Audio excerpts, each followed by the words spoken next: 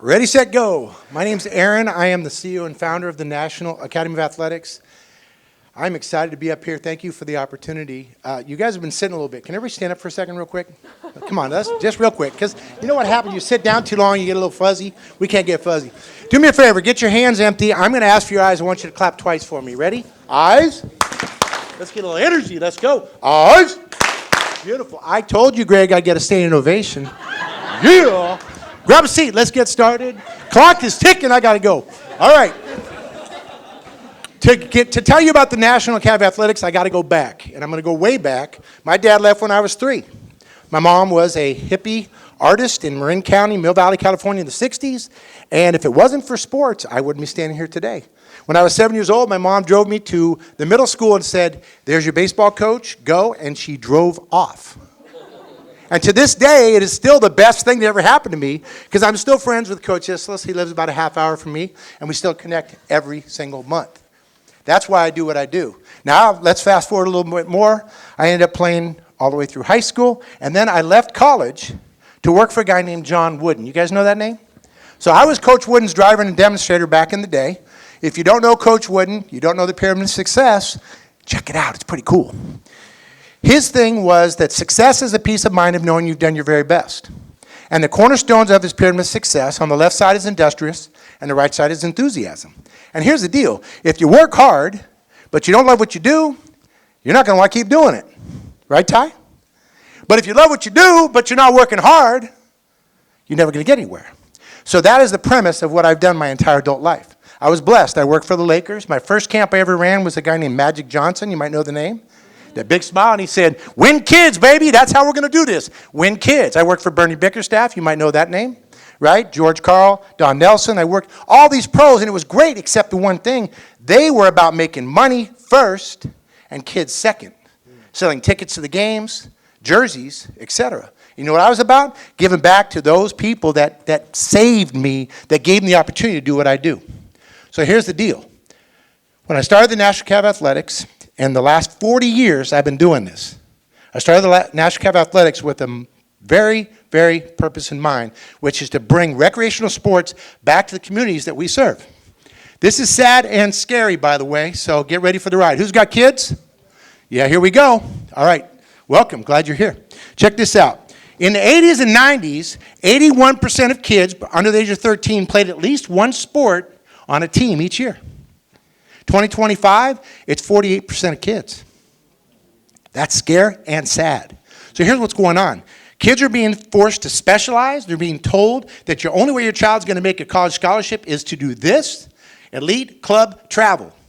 It's all a lie, but it's being pushed out there. Why? Because it's an $8 billion industry, and it's a money grab right now. So guess what we get to do? I've stepped in with the National Academy of Athletics. Last year, I decided to start franchising. We opened up 6, and I said, stop selling. I want to make sure that everything is perfect, because that's what Coach Wooden would have said. Now that we got it dialed in, I opened the floodgates, and all of a sudden, here we go, and that's why I'm here. We've helped 2 million kids have positive experiences through youth sports since I've been doing this. Right now, we've got 325 contracts in cities in 5 states. I've got 6 franchisees. I just sold a 7th one we just awarded actually last week. And the floodgates are coming. We are changing kids' lives. We are on a mission to create and build healthy bodies and happy hearts. Franchisees are all being successful. Why? Because we go to a city through our partnerships, because everything we do is in partnerships, and it's really simple. So we work at the city, and the city says, "I need," and we say, "Yes, we can." Why? Because we bring 12 different sports with one contract, one contact, including insurance, staff, curriculum, everything they need to be successful. But here's where it goes to a whole nother level. We started working with schools, and now we're running in 36 school districts physical education. Why? Because they got no PE teachers. We're stepping in.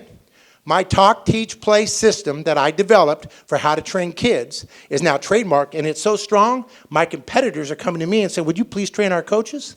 I'm not quite there yet, but we'll talk about that. All right, since I got time left and we've had fun and questions are coming, I will say this. If you are ready to play hard and have fun, then you need to talk to me. Thanks for the time. Oh. I have a question. First question is, what is the buy-in? And then two, when you work with government contracts, are they providing scholarships for the students, or are the families paying for the students to be involved in the program? So just make sure you ask too, what is the buy-in? What does it get started? Yeah, the franchisee buy-in. About 35K. Okay, and then the second question is, are the parents having to pay to be involved in the 12 sports? It's a great question, and the way that it's set up, it depends on the individual contract, whether it's a school or a municipality, cities, rec. So some are actually fully funded.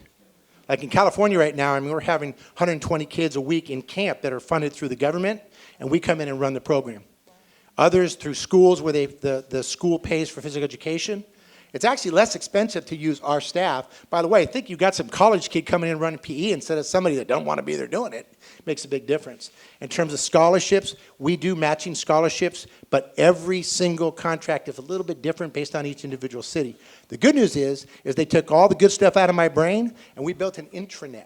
So virtually everything you need, from emails to contracts to insurance to how do you run it to the curriculum to staffing to recruiting, it's all in the system. And I've got an amazing team of people, oh man, that are there to lift you guys up. Thank you. Awesome. We'll take more questions from the judges and the audience. Yes, just go for it. What's happening, Ty? Nothing? Did I do okay? Did I make you proud? All right, just checking in. Okay, we'll take one from Lamar. In the cities that you're working with, the municipalities, are you taking over the parks and rec for them? Is that? I love the question, because the fear of they're going to take it over, and you're not asking that question, but that's what we used to get. And now they're, thank God you're here, because we need to run more, but they have less. So we do a partnership, it's generally like a 75-25 or 70-30 profit split. So the city retains revenue by having us run the programs. And so what we're able to do is step in and add value. So now, instead of having a college student that might be there with them to run a basketball program for 2 years and they graduate and they got nobody to run it, now they use the National Academy of Athletics, my system, and now it can be perpetual. So the partnership is done to lift those cities up and add more programs in. All they do is make sure that we're on their website and available and provide the facilities and get out of the way. Awesome. One more question. Awesome. Who are your competitors? And when you think about your competitors, what are your advantages over them? I love that question, man. That was like a volleyball perfect set. I'm going to hit it home as nicely as I can. So there are basically 4 national competitors that we deal with, and I love competition, right? That's what it's about. In fact, when I used to have a business partner that used to be involved with Burger King, they would open a Burger King. You know where they opened it? Right next to a McDonald's.